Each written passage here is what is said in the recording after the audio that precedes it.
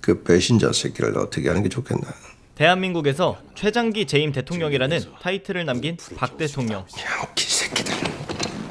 그런 그의 아래에는 박 대통령의 장기 집권을 굳건히 하기 위한 중앙정보부가 있었습니다. 여기 중정이야. 그들은 집권에 방해가 되는 세력과 개인을 납치, 감금, 고문, 암살해온 실존단체였는데요. 박 대통령 산하의 필연의 2인자로 여겨지며 남산에 위치해 있는 중앙정보부 소속원들은 통칭 남산의 부장들로 불렸습니다. 그런데 그런 중앙정보부를 이끌던 박용각 전 부장이 박 대통령의 민낯을 워싱턴에서 폭로해버립니다. 그 냄새나는 썩은 권력의 맨 끝에 프레지던트 박 대통령이 지금 한국 민주주의를 비극으로 만들고 있는 자입니다. 현 2인자인 김규평 부장은 친구이자 전우인 박용각 전 부장을 막아야 하는 상황인 것인데요. 일단 박 부장이 쓰고 있는 회고록부터 가져오겠습니다. 그 새끼가 안 주면 어떡할 거야? 가져오겠습니다. 무력보다는 대화로, 그리고 우방국들이 박 대통령을 바라보는 이미지까지 신경 쓰며 활동하는 김규평 부장은 다행히 박용각 전 부장을 설득하는데 성공합니다. 원고 내놔. 그거 내놓으면 나 죽지 마. 안 내놓으면 진짜 죽어. 하지만 김규평 부장의 노력에도 박 대통령은 듣기 좋은 소리만을 반기고 있었는데요. 미국이 가만 안 있을 겁니다. 아니 김 부장은 한국 정보부장이요, 미국 정보부장이요. 그렇게 미국 전문지 시야에 가. 현실적인 조언을 해주는 김규평 부장의 반대편엔 오로지 박 대통령의 비위만을 맞춰주는 곽상천 대통령 경호실장이 자리하고 있었습니다. 그는 심지어 청와대 앞으로 탱크를 부르는 말도 안 되는 행위까지 하는데요. 곽 실장이 각할 지킨다고 또 탱크를 돌린 모양입니다.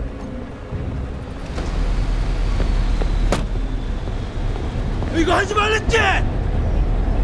근데 곽 실장이 개새끼.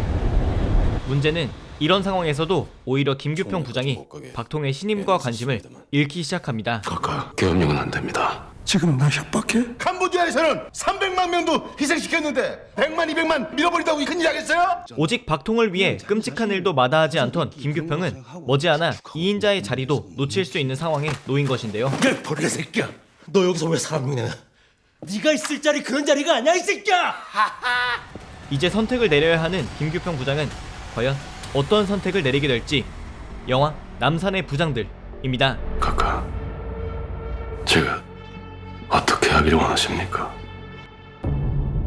영화 남산의 부장들은 당시 동아일보의 김충식 기자가 1990년대에 신문사를 통해 연재했던 논픽션 베스트셀러 원작 남산의 부장들을 원작으로 한 영화입니다.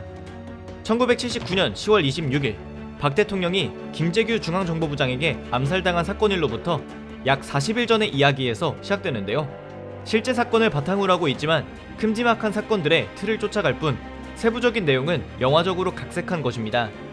내부자들의 감독으로도 유명하며 이번 영화의 메가폰을 잡은 우민호 감독은 남산의 부장들을 통해 표면적으로 드러난 사건들의 깊숙한 면을 그리고자 한 것이라고 했는데요. 여기서 말하는 깊숙한 면이란 영화 속 사건들이 진행됨에 따라 영향을 받는 캐릭터들의 내면을 의미합니다. 전체적으로 긴 호흡을 갖고 있는 연출을 통해 그들의 변해가는 심리를 선명히 느낄 수 있었는데요. 살기 위해 폭로하려는 박 전 부장, 진실만을 말하겠다고 선서합니까? Yes, I do. 박통에 대한 무한 충성에만 관심 있는 곽 실장, 어이 김 부장, 각하가 국가야.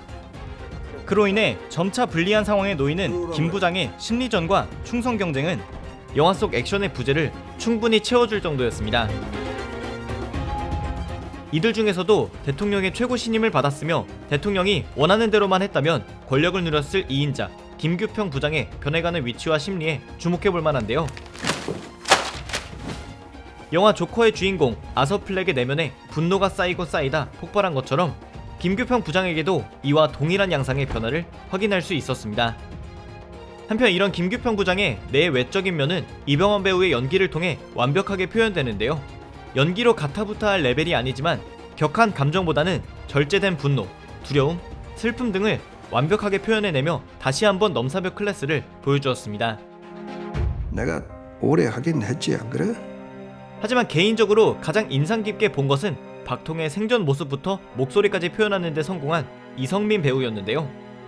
분장이나 목소리 그리고 연기는 두말할 나위 없었으며 무엇보다 당대 박 대통령이 갖고 있던 무시무시한 권력과 국가 위에 군림하는 힘을 연출적으로도 잘 보여주었습니다.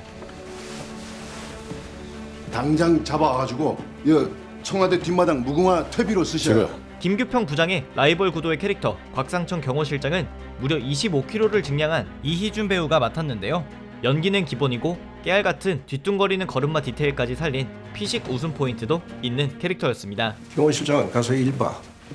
정보부장이랑 단둘이 할 얘기 있으니까. 종합적으로 배우들의 폭발하는 연기와 심리를 자극하는 연출, 그리고 역사적 사실의 재창조를 한 곳에 담은 남산의 부장들이었습니다. 내용상의 스포일러를 최소화하고 이야기하자면 영화의 마지막 20분만으로 충분히 추천할 수 있는 영화였는데요.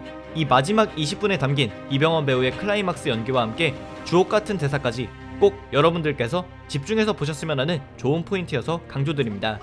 영화는 2020년 1월 22일 개봉으로 개봉 전 시사회 반응도 폭발적이었는데요.